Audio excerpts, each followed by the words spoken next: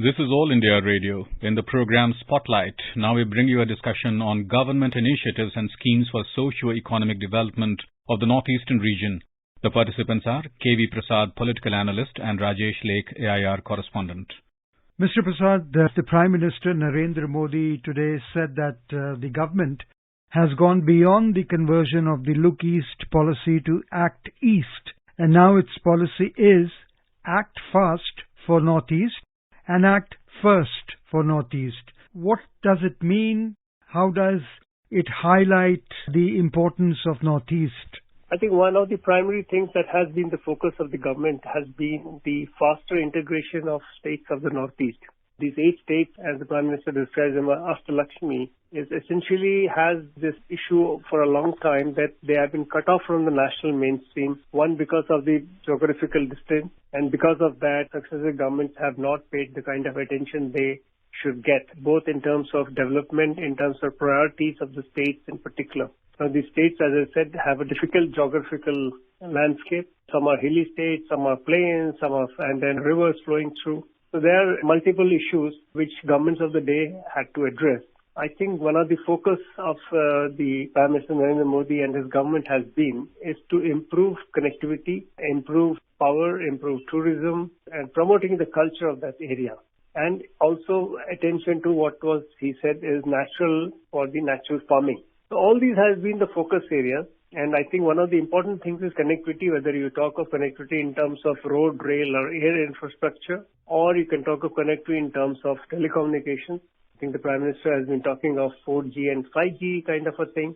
So we're looking at, and you can imagine the kind of problems that people face in that area. Because for a very long time, if you had to travel from one state of Northeast to another Northeast, you had to actually come down to a central point of Assam, then travel up. So I think those have been issues pending for a long time, which are being addressed systematically.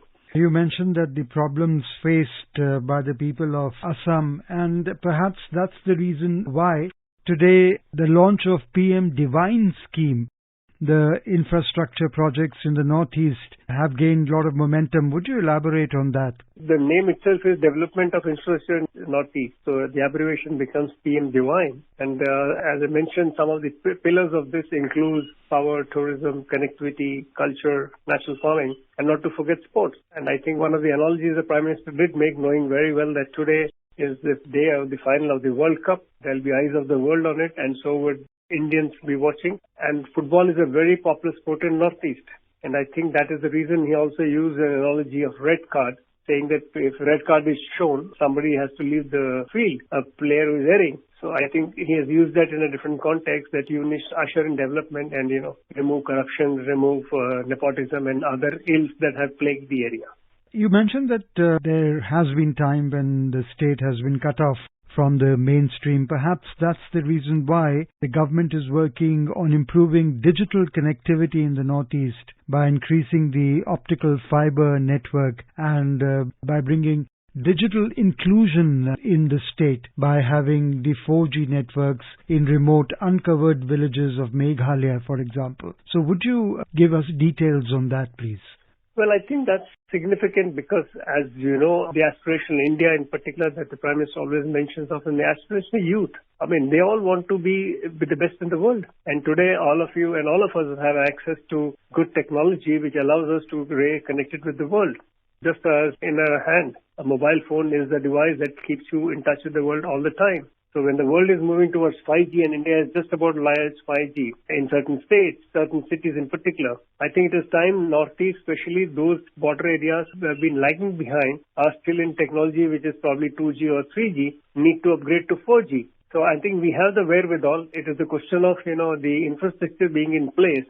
And I think that's what you mentioned, the fact that the optical fiber network is going to take you out of the situation and put you abreast with the rest of the country. And today we are talking of Digital India, right? So I think Digital India requires the kind of digital pipelines which can carry heavy data.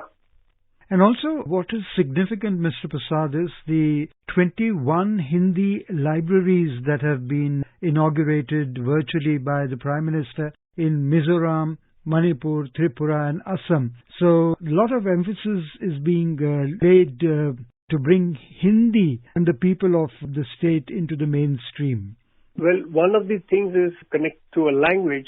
And mind you, Hindi is already the language which is very popular in Arunachal, spoken by most people, and we can see enough things being spoken in Parliament of members of Parliament from that part of the state. That apart, other parts, because Hindi is popular in other parts of the country. So this is a whole effort to try and promote Hindi language, so that because if you look at the basic structure we have had, it was always said that Hindi should be the language which should be promoted, and you have the Hindi Salakar Samiti which works onto it, and also the scheme of the Government of India implemented through the Ministry of Home Affairs. So I think this is a step in the direction. A library is important because it attracts young people to dip into literature, dig themselves into good books, and then get encouraged and try and explore more.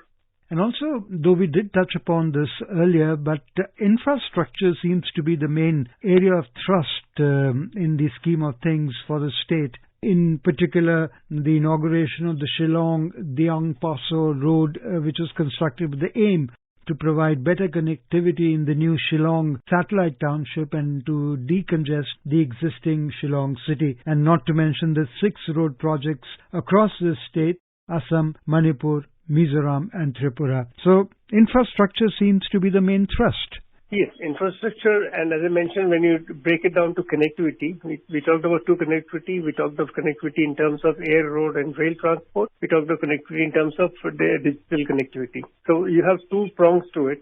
And roads an important component because, as I mentioned to you, for a very long time, they had this problem of interstate travel required going to another state to go back to a neighboring state. So that is being addressed because let us not also forget that certain parts of in the northeast are hill areas. So where you need a different technology to build all-weather roads, which can sustain difficult weather terrain. So I think now that we have the kind of skills and kind of technology and we have engineers who are competent to do this job, the government is going ahead and promoting these projects. And the projects you mentioned about foundation stone for 6 road projects that were laid across Assam, Meghalaya, Manipur, Mizoram and Tripura. So this is eventually, I was mentioning in a different context. For instance, if you are traveling from point A to point B, it requires you 4 hours, but a good quality road and a combination of road and rail would now allow you to traverse it less than half the time. You have quality time to work for development of yourself and the state and thereby the country. And also today the PM highlighted the success of the peace initiatives in the region and said that many peace agreements have been signed, interstate boundary agreements have been done, and there's been a marked reduction in instances of extremism. So would you please highlight as to what are the initiatives being taken by the government and how peace is prevailing in the states now? I think you can break it up into several factors. Actually, if you look at it, for a very long time, we have had one of the longest peace accords which has gone with the Naga groups, and negotiations are on for a settlement. Similarly, very many states were pockmarked by terror groups or ultra groups or militant groups who had their own grounds. I think the government of India has systematically worked with the people of the state and also try and address those grievances. And many groups have laid down arms and agreed to join the national mainstream. And that's important. I'm not taking because that whether it is Meghalaya, whether it is Mizoram, whether it is Nagaland, other states, these have been issues. And for a long time, Northeast was considered to be a troubled area. And I think a few months back, we had the Home Minister tell the country that increasing the Armed Forces Special Power Act, which was one of the grouses of the people because it was troubling a lot of people, its area has shrunk. And why is it shrunk? It's shrunk because peace has paid dividends.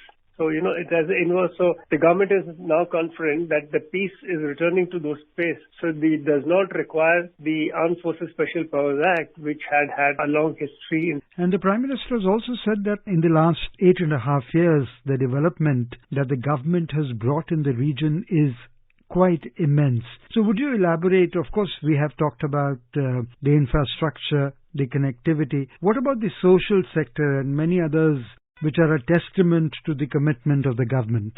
See, one very important thing we must realize that several states are tribal populations and they have their own tradition, their own language, their own culture.